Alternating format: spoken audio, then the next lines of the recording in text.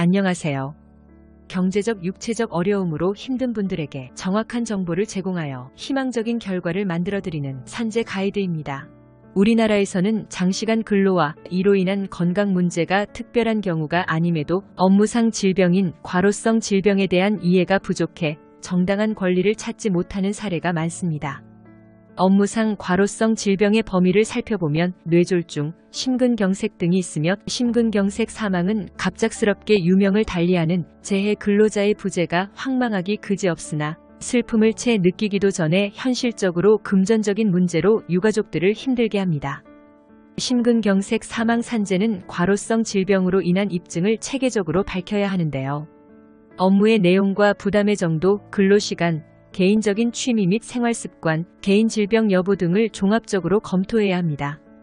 심근경색 사망에서 가장 중요한 것은 발병일 이전 12주간의 근무일지 등 근로시간을 확인할 수 있는 자료 확보가 중요하며 업무량이 많다거나 근무 환경이 열악했다는 점을 입증하는 것이 중요합니다.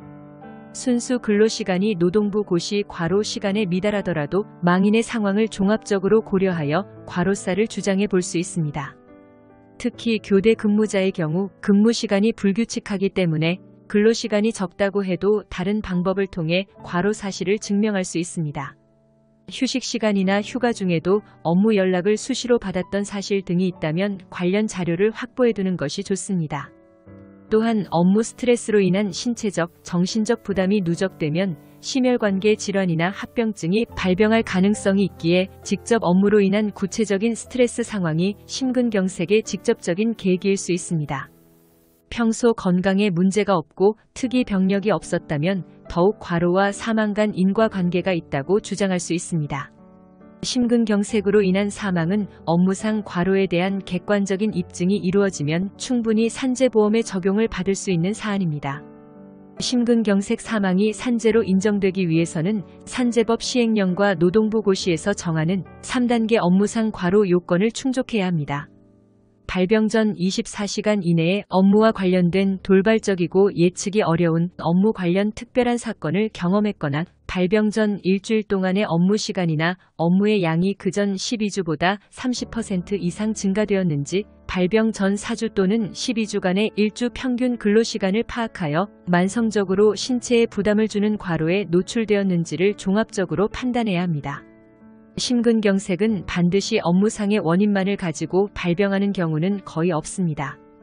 평소 개인의 건강관리나 개인적 기초질환을 가지고 있었던 경우가 대부분이기 때문에 재해자가 보유하고 있는 기초질환이 있었다 할 때 위험 기초인자들이 심근경색으로 발전하는데 어떠한 단초를 제공하였는지를 밝혀 업무상 재해로 추진해 보아야 합니다. 과로사의 경우 최근 업무와 인과관계를 의학적, 객관적으로 입증하는 것이 필요하고 발생일 이전 2주 정도의 업무량이 증가하는 정도와 평소 질환이나 건강 상태 등을 의학적, 객관적인 자료로 소명해야 합니다. 근로복지공단의 업무상 질병, 과로 등의 판단 기준에 부합할 수 있는 자료들을 입증해야 합니다. 산재로 인정된다면 유족보상금을 100% 연금과 50% 연금 일시금으로 지급하게 되는데 연금의 경우 부양가족의 수가 반영되어 지급됩니다. 연금은 월평균 임금의 52에서 67%, 일시금으로 환산시 1일 평균 임금의 1,301분이 되고 이와 별도로 평균 임금의 120일의 장의비로 지급하게 됩니다. 과로사로 산재를 인정받는 것은 까다롭고 어려운 사안이므로 전문가와 상담해 보시기 바랍니다. 산재 가이드는 법률적으로 문제가 될 수 있는 부분에 관해 상세히 설명을 드리고 해결책을 제시하는 길잡이를 해드립니다.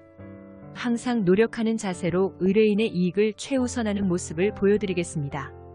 그 밖에 더 많은 정보는 네이버 산재 가이드 카페로 오시면 확인하실 수 있습니다.